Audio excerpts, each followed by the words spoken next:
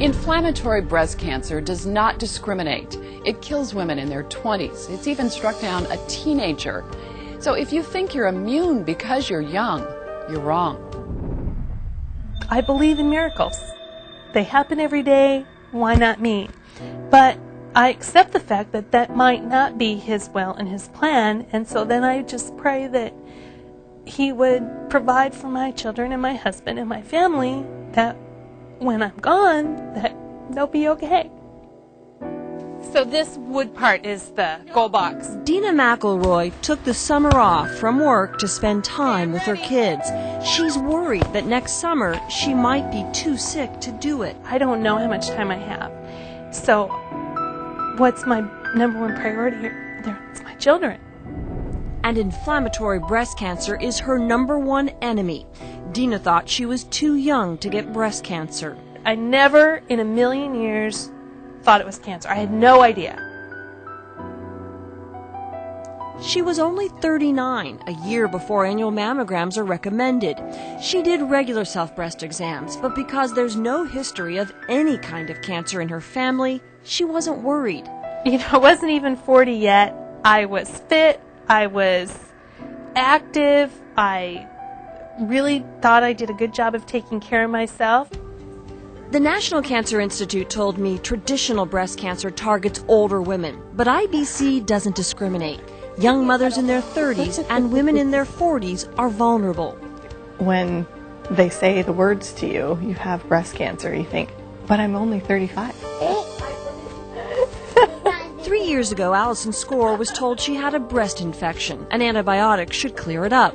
She was breastfeeding Morgan at the time. Her daughter Courtney was just 3.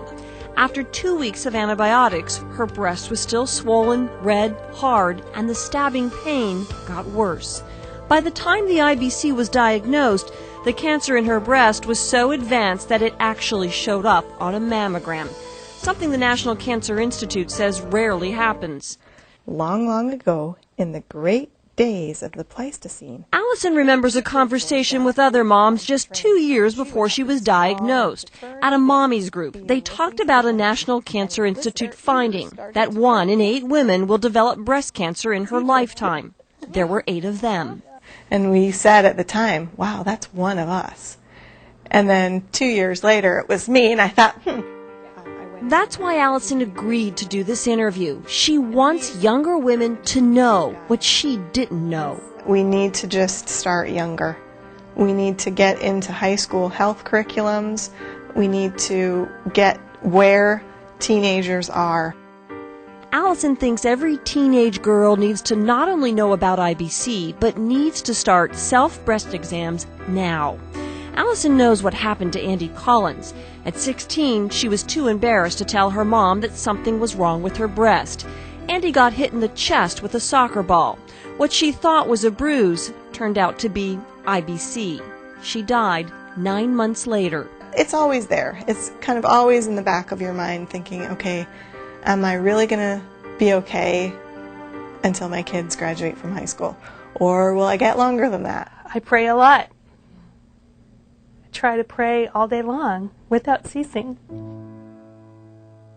By the time Dina was diagnosed with IBC, the cancer had spread throughout her body. That's why every 3 weeks Dina sits and waits.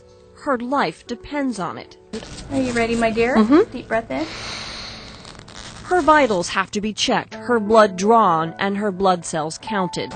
How you doing? Good. She's feeling good, but looks are deceiving. Surgery won't stop the cancer. All Dina and her doctor can do is manage it with chemotherapy. I'm going to be in chemo now forever. Dina's mom is her chemo buddy. They'll spend 5 hours in the Cascade Cancer Center on this day prepping for and getting chemo. And every 3 weeks, they'll do it again. It's a cancer marathon. The one thing that I've learned from IBC, every day is a treasure. Every day is a treasure. You know, cancer is really smart, and it figures out, that's what it does, is it figures out the environment and finds a way to mutate. Yep, let's do it at the table. Dina knows medicine isn't enough. She needs a miracle. And for her kids' sake, she's expecting a miracle and praying for a cure. I really do live every day expecting a miracle. Yeah. Because you gotta have hope. Gotta have hope. When we come back, the questions about IBC, and there are so many.